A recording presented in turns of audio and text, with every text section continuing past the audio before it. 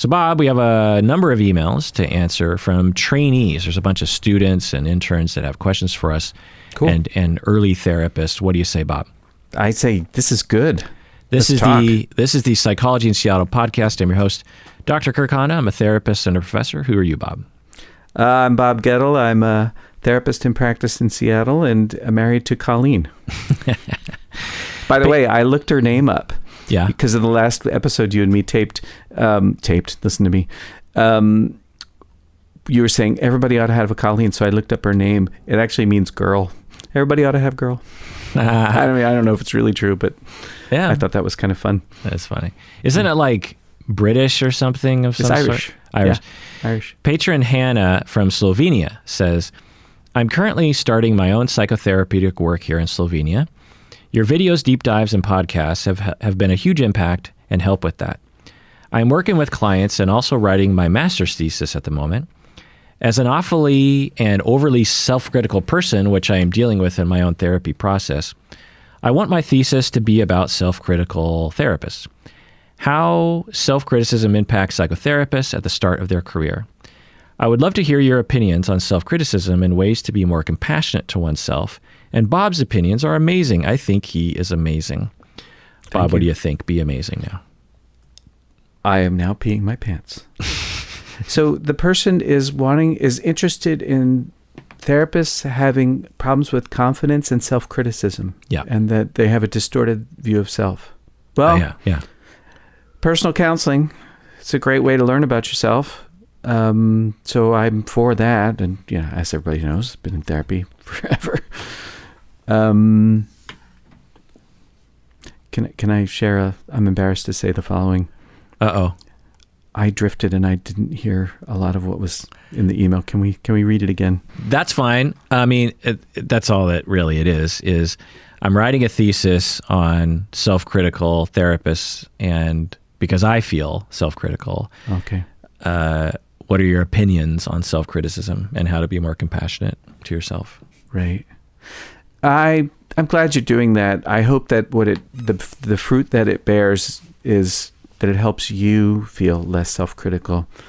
I just had a session with a couple last night, and at the end of the session, one of the people in the couple was upset with me about something I did, and expressed that to me, let me know very directly. And I could feel my heart rate go up and the whole thing. And I said, you know what? You're 100% right.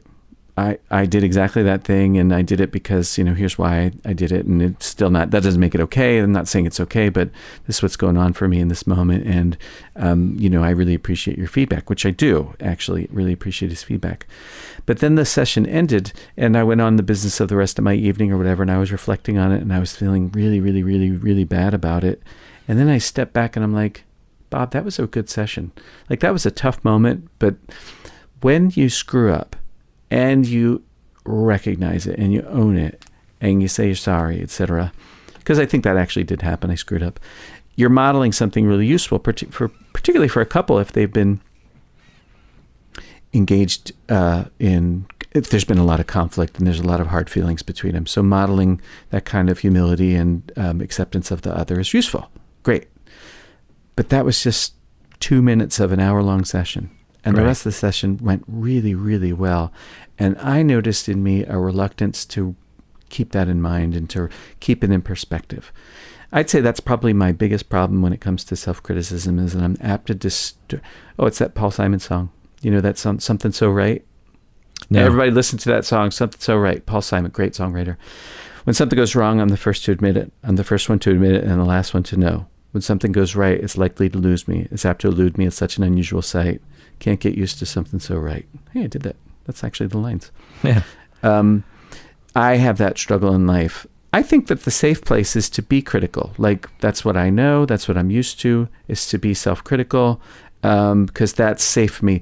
And it may have its roots in the functional, the function of shame. Shame is really functional emotion when you're a child, when you grow up in a situation that is problematic, maybe because of abuse or neglect or, the various things that happen. If the problem is me, That's far more easy to tolerate because I can change me. I can try to do me a better job. I can do me a better job and make things better for mom or dad or whoever, right? But if the problem is you and you're dangerous, you're scary, living in that terror is far, far harder. So shame is a really great emotion. It's really adaptive when you have no power and when you're dependent on the other. Right. The problem with that is, though, of course, is that everything that we learn in kidhood, we bring into adulthood. And, my normal is that sort of thing. So I'm vulnerable to that. And what I've noticed in the last year or so is two things. One is a certain amount of differentiation where I am not my mistakes, and that's not the sum total of me. And I don't need everybody to like me. Now, I have moments that are like that are differentiated and then I have, just like everybody to some degree or other, but maybe more to a greater degree for me, moments when I fall into my shame spiral and I'm vulnerable to getting stuck in that kind of thinking. I'd say less than I used to. And so I guess the other thought I have is keep at it. You're probably going to chip away. Yeah. If you're anything like me, you're going to end up chipping away at it. Yeah, I completely agree. Just a side note, do you ever do that in therapy where you weren't tracking, you were sort of daydreaming for a second and you just say, so I'm sorry, I sort of checked out there for 30 seconds. Can you repeat did you ever say that? Mm-hmm. Yeah. Yeah. Often I'll say, wait a minute, can you say that again? I'm not sure I quite got it. Sometimes it's because I actually didn't quite get it. I was like, well, what are they saying? I don't quite follow it. And sometimes it's because my brain leaves. I will say, yeah, I left. Sorry. Yeah. Yeah. Yeah. I mean, in the 8-hour day of being a therapist, it's normal to occasionally just have a moment where your focus just leaves someone for a second. Right. Sometimes you're thinking about them. They're like, oh, I'm talking about my mom. And you start thinking about the client's mom and you're like, wait, I'm not listening. Right. So it's a wonderful admission to make, which is, I'm sorry, you're going to have to back up and tell me what you've been saying for the past 30 seconds because I was thinking about your mom. Right. So tell me that again. Yes. Much more important than sort of soldiering on and giving the impression that you were listening and then the client's thinking, I don't think my therapist is actually listening. Mm-hmm. But anyway, yeah, self-criticism is a universal aspect of therapists, particularly just starting out. Mm-hmm. As Bob was talking about, shame is a big part of that. We all have trauma around shame. There's also a possibility of not having a safe mentor that you can talk to. This is extremely important when we're trying to modulate our self-criticism. Also, some people don't have support from peers. There's nothing better than getting together with your peers and voicing your self-criticism and having them all say, oh my God, me too. And then it just instantly dissipates 90% of it. Mm-hmm. So, and this goes for any aspect of life, for me as a podcaster, as a therapist, as a professor, when I open up and allow the messiness to be and not give in to my shame, and I just say, boy, am I screwing up right now, or boy, am I upset about something.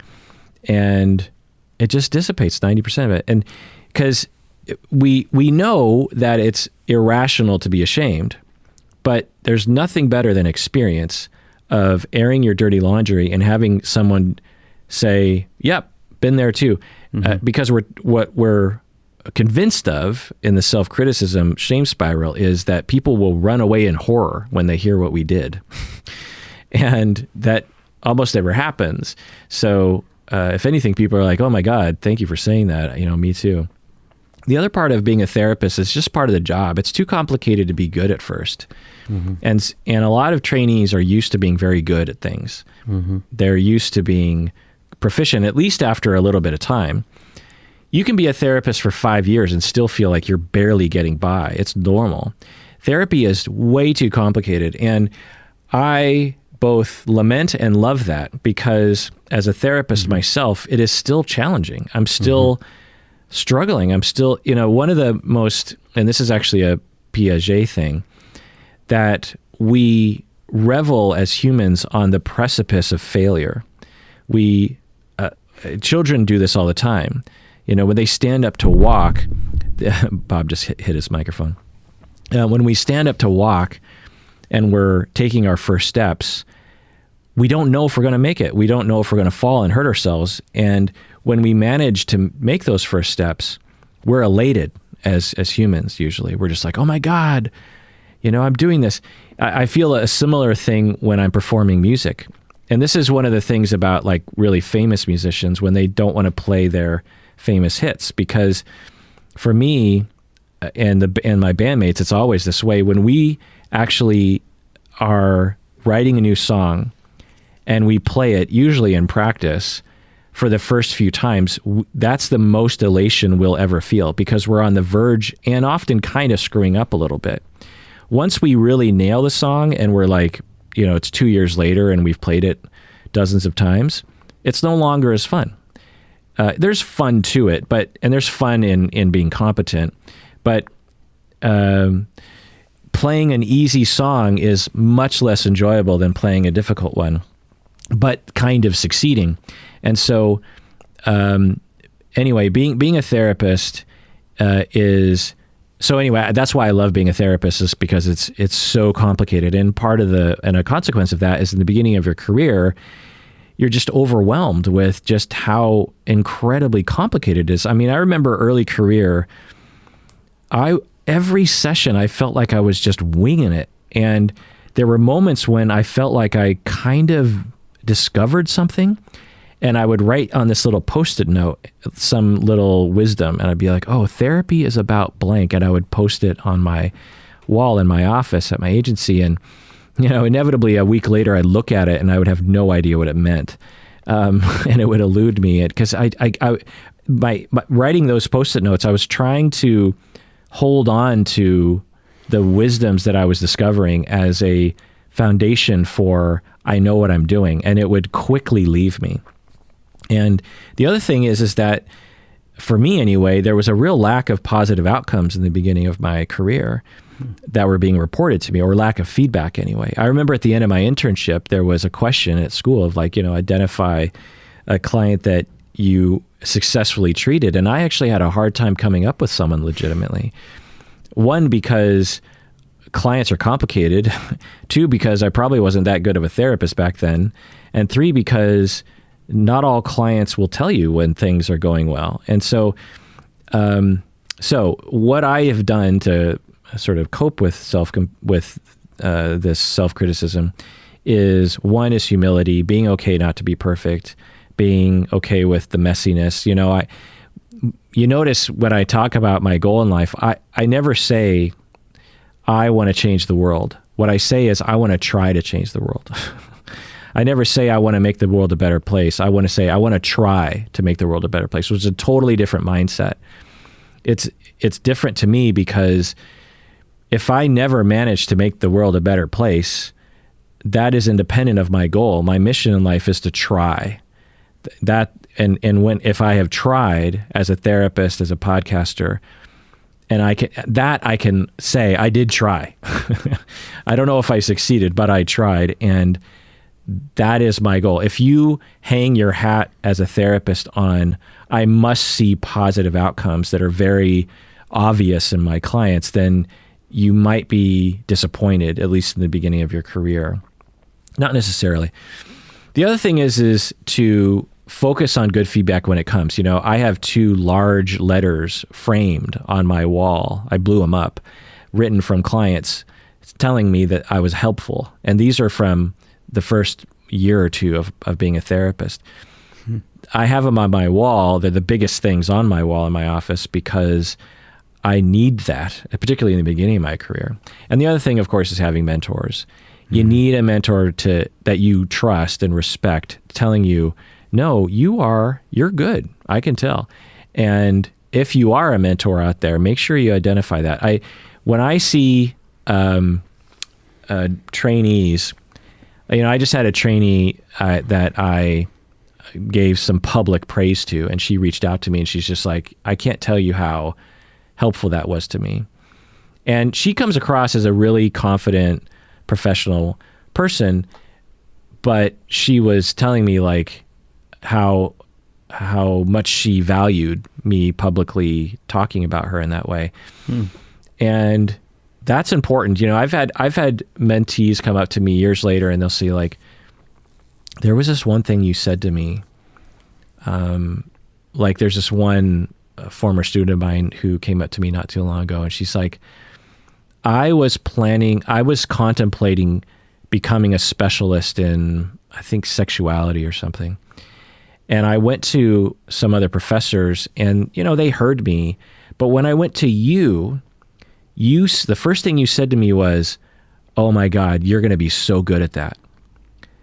And I just want to thank you. That really stuck with me as motivating, as validating, and I really soaked that up. And from my standpoint, I was just saying what I believe, or, you forget how much mentees need to hear stuff like that. And so if you can legitimately, honestly say stuff like that, tell people. It's important. Anyway, listener Grace says, what are your best tips on new counselors who are remaining differentiated during sessions? What are your new tips for new counselors for remaining differentiated during sessions?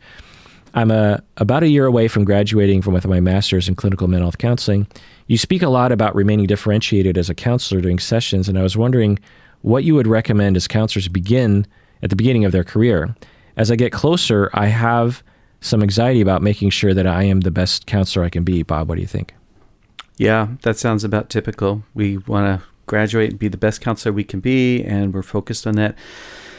When I was in graduate school, I read somewhere that for the first 5 years of your career, what you're going to do is you're going to spend your time and energy trying to perfect something about counseling technique, and that's just part of the learning curve.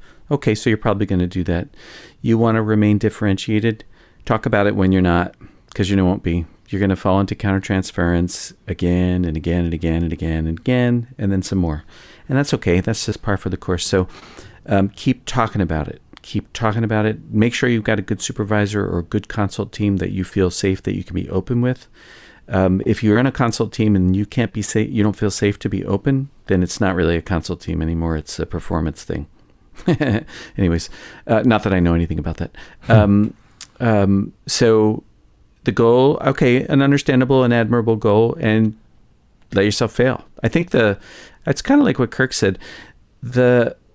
It's the effort that is the outcome that I seek, not the outcome. So right. I want to make the world a better place, or I want to try to make the world a better place. My value is in my effort. What finds purpose, what finds meaning for me is in my effort, not necessarily in what actually happens in the world. Maybe it gets a little better, maybe it doesn't, who knows? That's a pretty big question. Right. So supervision. Yeah. That's what I would do. Yeah, the only thing I'll add to that is differentiation for me is facilitated when in the moment as a therapist, I just take a second to self-reflect, really, to say, what am I feeling? What are my impulses? What are my urges right now? What kind of rut am I in? If I'm in a rut, what's going on? Just checking in with yourself. One of the sort of poisons to one's differentiation as a therapist is to constantly focus on your clients. Mm-hmm. So being able to occasionally real quick, and it's a matter of practice makes perfect. You eventually, by the time Bob and I get to this stage of our career right now, we can check in with ourselves, whether with clients or not, in like half a second, because it's such a habit. And because that's, you don't have the luxury of saying, okay, client, will you pause for the next 5 minutes? I'm gonna journal about what's happening right now. You don't have that ability usually. You have to be able to do it real quick, which means you have to do it all the time. And through supervision, through therapy, through self-exploration, you learn different themes to your reactivity that you can immediately recognize by just a slight twinge in your gut or something. Like you just feel like, ooh, there's that thing. I know what that means, that because I've explored that in such detail that I don't have to stop and think about it. I know what that means. Listener Meredith from Wisconsin says, I tend to tear up when I hear others' emotional stories. At ball games, I bite my tongue when the anthem plays because it's so powerful and my emotions overwhelm me and I almost cry. When my neighbor's dog died, I was in tears just hearing the story. Weddings are powerful things. I'm usually biting my tongue to keep the tears at bay. Is there a tool I can use to keep my emotions in check? Am I a bad fit to go to school to be a therapist, or will I become desensitized enough through the process to not be a distraction to the patient? Bob, what do you think? It isn't necessary to not have tears. I worked in a clinic once, a research clinic, where they would code therapists for how they were doing their job and how they were providing therapy. And one of the things that they would upgrade people on would be radical genuineness. How radically genuine. And one thing about tears is that they're often just a deep, immediate, spontaneous expression of how I feel in this moment while I'm sitting with this person, and can be a very powerful validating tool. When I'm having tears about somebody else's pain, I invite them to perhaps perhaps experience their own pain when maybe, at least for some of us, that hasn't been available. You live in a culture that has this kind of weird relationship to crying, like we think it's wrong or bad, and we think sadness is a bad emotion. I saw that. Did you see that movie, Lord of the Rings, the last Lord of the Rings film? Return of the King, right? There's this moment where Gandalf is saying to one of the hobbits, "Not all tears are bad." It makes me crazy because no tears are bad. Right. Tears are just tears. It's like not all laughter is bad. Well, laughter is just laughter, Right. Frowning is just frowning, Blushing is just blushing. So tears are just tears. They can be very validating. I'm not sure why you bite your tongue when you hear the national anthem at a ball game, or why you bite your tongue when you're at a wedding. I have tears, but every time I go to a wedding, I cry. Yeah. I love that. Actually, I love feeling sad. It tells me I'm alive. It tells me I have a heart. I still have compassion. So I often shed tears with my clients. And I have no problem about that. I often do the following too. I often will explore what is the meaning of this for my client. It can at times be overwhelming, but I can't presume it's overwhelming. But it can be overwhelming. And I've had clients tell me, "Bob, you're too effusive." And I'm like, "Okay, right. I'll turn the light down a little bit. That's fine." But I don't think that it's a wise thing or an accurate thing to presume that that my tears in front of a client are bad or wrong. I could be modeling appropriate. I hate that word. It could be modeling, just normal grief. Yeah. Or exactly. Yeah, my thoughts exactly. I get it. I'm kind of the same way. I cry at the drop of a hat. Yeah. Anthems, commercials that have an inspirational upwelling of music. Pretty much every movie, every beat that a director is wanting me to cry, I'm crying. And I get it. There are times when I'm watching a movie in a movie theater and I want to sob. My body wants to sob, and I'm trying to hold it back. And why? Is embarrassment. I don't want to bother other people. I get it. But it's completely irrational. And this, Bob said it well. You don't hold back when you're at a comedy event, like a stand-up comic, you don't hold back laughter from embarrassment. You laugh. That's what you're supposed to do. It's normal. And if you're feeling it's nostalgic or you feel sad for someone, crying is the normal response. And we frequently talk about this, and someone will email and say, I get that it's not normal to be stigmatized, but it is stigmatized, and some people really don't like it. And yeah, I get that. But at least with clients, what a wonderful model that you can provide as someone who's just like, what, I'm crying because I'm moved by what you said. Mm-hmm. What a wonderful gift you can give your clients. The only situations where I've heard it go awry is when the therapist makes it about them. They start crying. They're just like, "Oh my gosh," just keep the focus on the client. Just be like, "I'm crying because of what you told me. Yeah. And I feel bad for you. Tell me more." Mm-hmm. And, don't be afraid of my tears. I'm not afraid of your tears, and you don't need to be afraid of mine. And crying is normal. Mm-hmm. And I'm having a normal human reaction. What you don't want to do is say, "Oh my God, this reminds me of my mom. Let me tell you about my mom." That's the only time it's a problem. And if you don't do that, which I'm guessing you won't, then you're actually doing wonderful therapy. And this notion that, and literally in no book does it say you cannot cry in front of your clients. But somehow everyone considers that. continually I'll have trainees say, well, I know you're not supposed to cry in front of your clients. And I'm like, where did you get that? Like, they just I assume it, or some terrible professor told them that, or there's no data on that. There's no passage in a book that says you can't cry in front of a client. It's just assumed, and it's because of our stupid broken ass culture. Anyway, let's take a break and get back, and we'll read more emails. What do you say, Bob? Yes. All right, we're back from the break. Upper tier patron Molly from Oklahoma says, do therapists ever get frustrated with their clients? I am a nurse on an inpatient psychiatric unit, and I confess that there are times I've been frustrated with my patients. I've been hurt physically by patients before. I've been threatened by them. Mm-hmm. I've witnessed several suicide attempts that required me to intervene by starting CPR, etc. These things make me feel worn out and frustrated at times, as much as I hate to admit it. And I wonder sometimes if my therapist ever feels that way as he is treating clients outpatient-wise, including me. Am I comparing apples to oranges, or does some of the counter-transference still exist in both areas? Bob, what do you think? It makes sense that you'd feel pretty frustrated, especially given the things that you just described happening to you at work on a semi-regular basis, at least. Who wouldn't? That's just a normal response. Apples to oranges, kind of interesting. I'm not sure that whatever's happening in your personal counseling would rise to the level of tension and terror that goes when somebody's assaulting you, or when you're providing CPR because they tried to kill themselves. I doubt anything that intense is happening. But does your therapist get frustrated with you? He might, or she might. They might. Mine gets frustrated with me. I really actually liked it the other day. He said it. Actually, he didn't say he was frustrated. He said he was bored. And that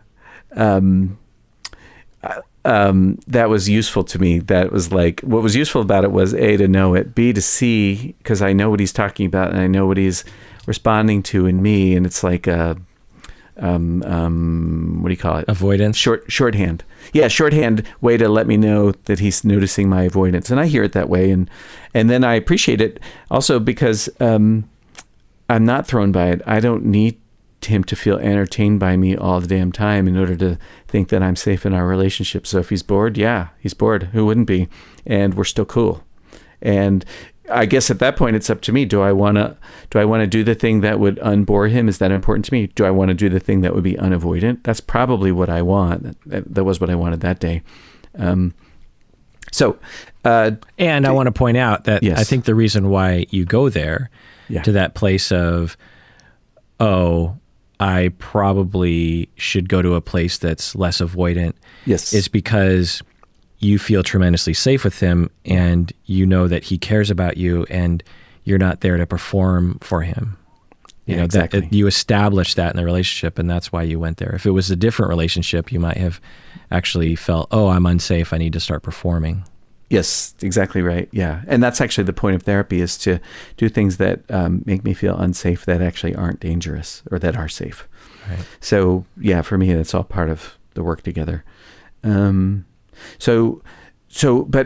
frustration with clients is like a normal thing. It's sort of like having tears, right? It's just a normal human response to other people's behavior, other people's interactions with us.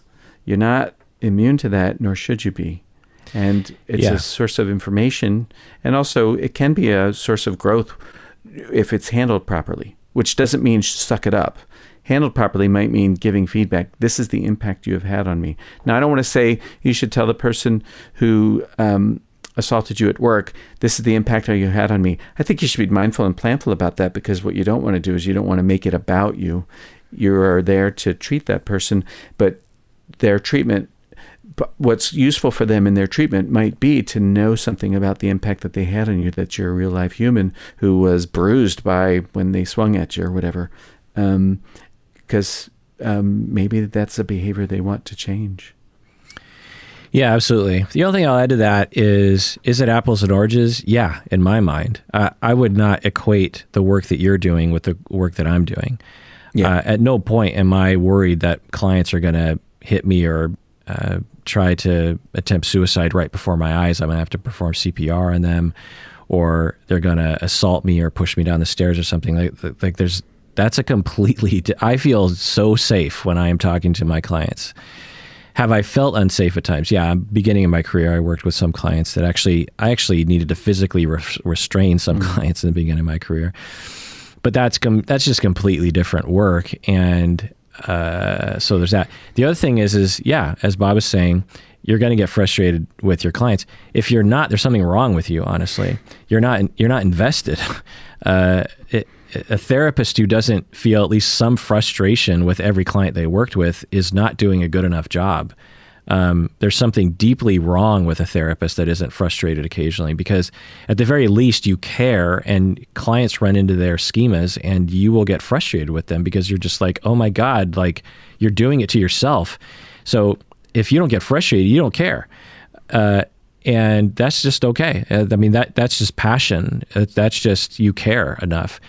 The other thing to point out is compassion fatigue, which I believe you're suffering from, which is it sounds like when you entered the field, you really cared and you really wanted to care.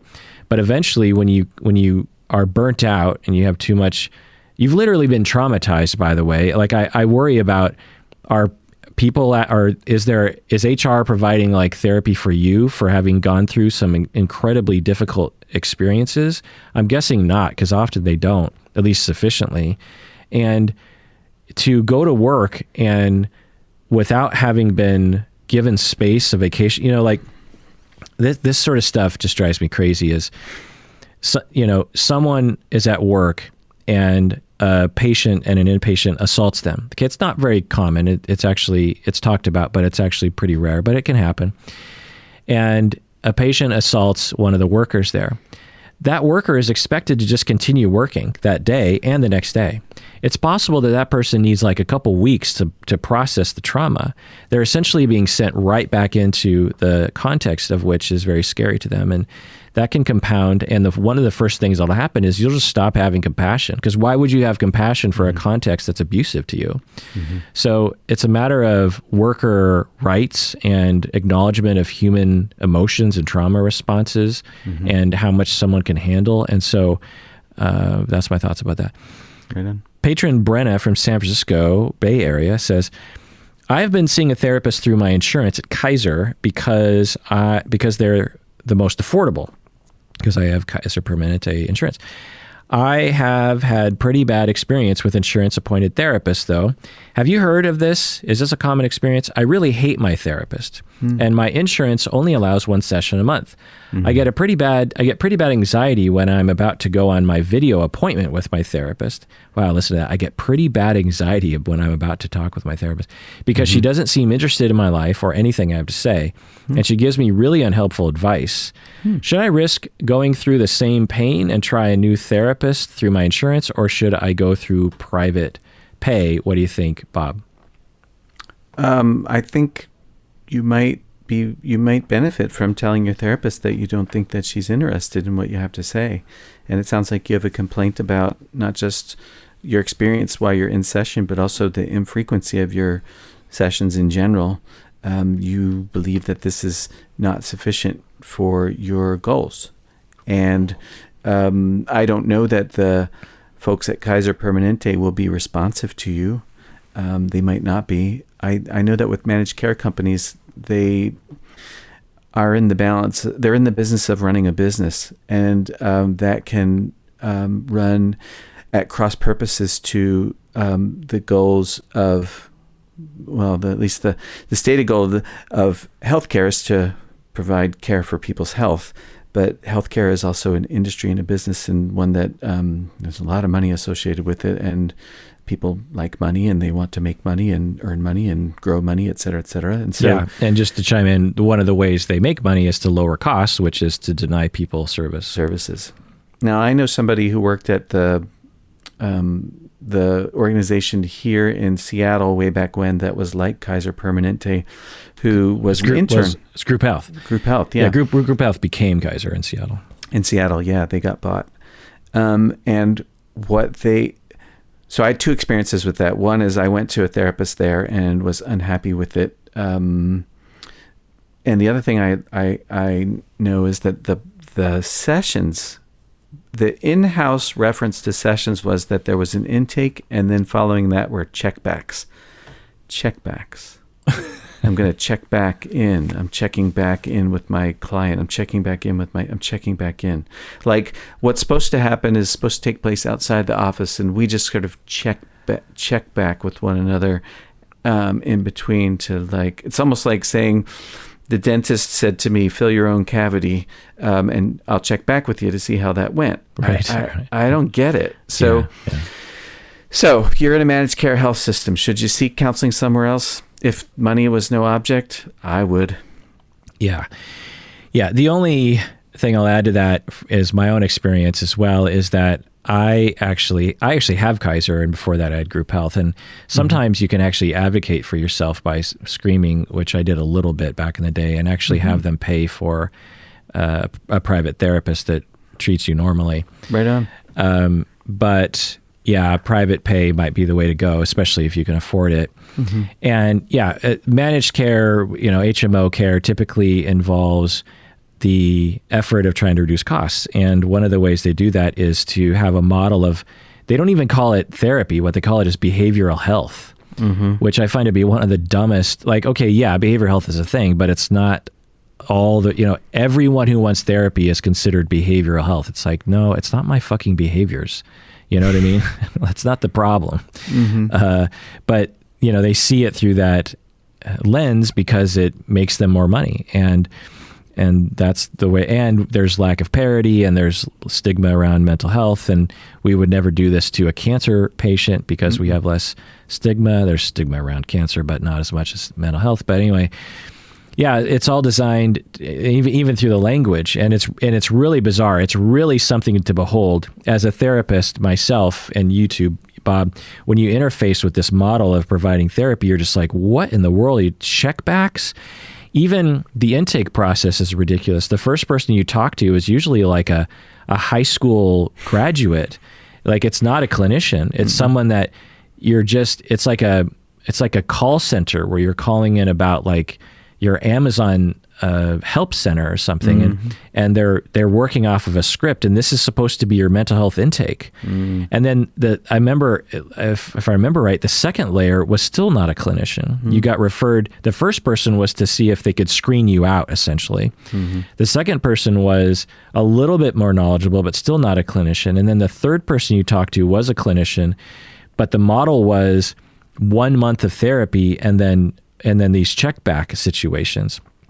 And none of the therapists wanted to do this, because no therapist gets into or very few therapists get into this field to do that sort of work, but they get hired and they get told what to do, and it's all sort of commodified and kept track of. And if you see a client more than, a month of sessions, you get written up or fired or something. And so there's this power structure that's, dictated by the capitalists that doesn't care. And there's not a public outcry because there's too much stigma and no one wants to step forward, and so they get away with it, and it's criminal.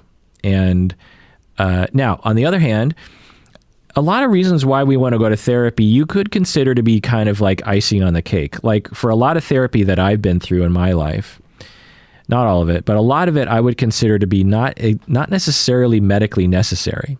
If I have skin cancer or something, then that's medically, there's nothing I can do. Like, that's what health insurance is for.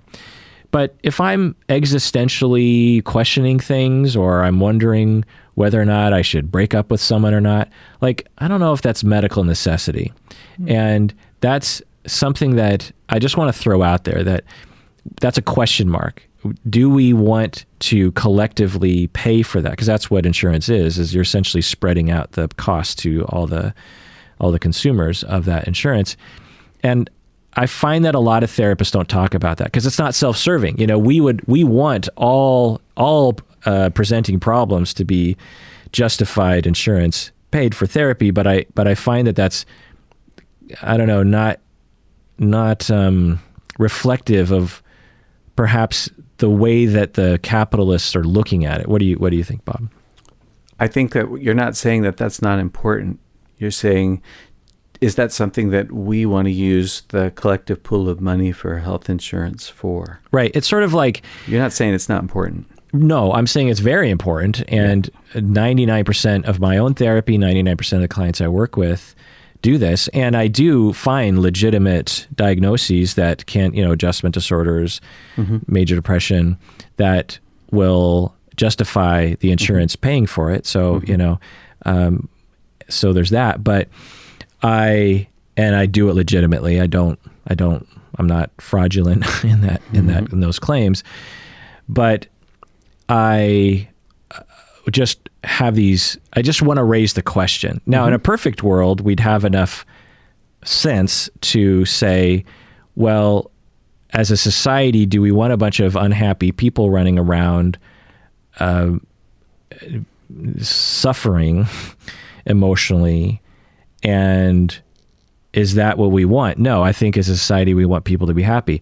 And we could look to different measures of like, well, unhappy people, they get more stressed out, they get sicker, they have a harder time parenting their kids. You could look at these sort of outcomes from the whole thing. But I think that lumping in all presenting problems into the same bucket, someone comes in with PTSD, that's undoubtedly justified for insurance to pay rigorously for that treatment. That person deserves all the money that they need to recover from their trauma, for sure. But for me to talk about self-actualization with my therapist, I just don't consider that to be in the same category. I don't know what that means exactly, but I just think that that's part of the equation. Am I being inflammatory right now? No. I think it's probably an unusual thing for... it's the first time I've ever heard that, so it's the first time I ever thought about it, and I appreciate it. There's, I think that's a reasonable question to ask. Yeah.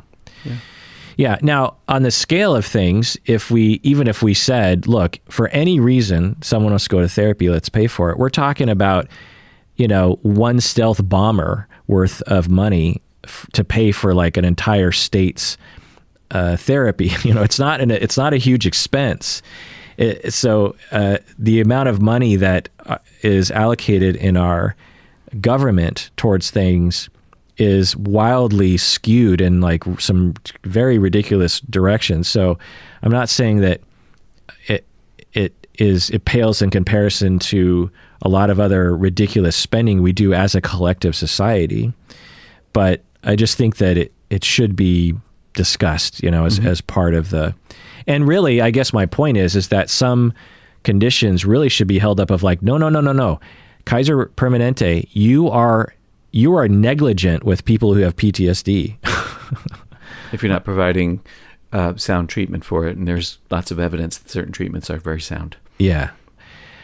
Anonymous patron, she says, how should I handle a large rupture in the therapeutic relationship with my counselor? I've been seeing my therapist for a while for grief therapy. My husband also started seeing the same therapist for individual therapy. At my last session, we somehow started talking about an issue I had with my husband and that I had a disagreement on. The therapist became very defensive and upset. The way my therapist was talking to me made me feel shamed, judged, and belittled. The conversation became heated. I was so upset I cried about it the rest of the evening. I have felt subtle judgment and belittling from him before, but I just chalked it up to him being human, as our sessions had otherwise been very helpful. This was a whole other level, though. I am now not sure if this rupture is so large I should end therapy with him, or if I should try to work through it. I don't feel like I can trust him or feel safe to talk about things in sessions after this. What would you recommend? Bob, what do you think? I think that all things being equal, it's impossible for your therapist to be the therapist you need. I think it's a him, right? Yeah. You need him to be, while at the same time being the therapist your husband needs him to be, because your various needs might run at cross purposes. So to me, it's too many hats, and I wouldn't do it. I would refer out. If the spouse of one of my clients wanted to see me, I would say, let's find you someone else. It's going to go better for you. And if you have a therapist who is 100% available to you, which doesn't mean that good therapists take sides, but it's hard to, if my care is split, that can make it difficult. Now, some people live in, really rural situations wherein there isn't another therapist to choose from. And I think that's just a complication, and that would impact whether or not I wanted to try to repair the rupture and have a very frank discussion about whether or not the therapist is someone that can actually be the therapist I need to be, while at the same time being the therapist my partner needs to be. I think that's a worthy question. But if you lived in a city where there were plenty of other therapists, I would suggest that that the therapist refer one or the other of yous to somebody else. Yeah, we're running out of time, so I'm just going to rattle through my recommendations. What I recommend is, as Bob and I always say, talk about it with your therapist. Just tell them, look, there's a rupture. I don't like what happened. I don't like you treated me. I think you're biased. Just let them have it. Just give them an opportunity to be therapeutic, be a therapist. Yeah, and this is why we tend to avoid these dual relationships. It's not inherently unethical, but this is the risk. But honestly, it's not that hard to avoid, and we don't know because the therapist isn't here to defend himself, but I have rarely had instances like this, and it's not hard to navigate this. You just have to remain differentiated. You have to understand triangulation. You have to understand countertransference.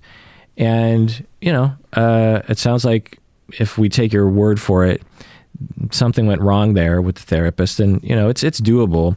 But yeah, I would definitely talk about it, raise it with the therapist. It could definitely be salvaged, and what a wonderful opportunity for you and your therapist to talk about something.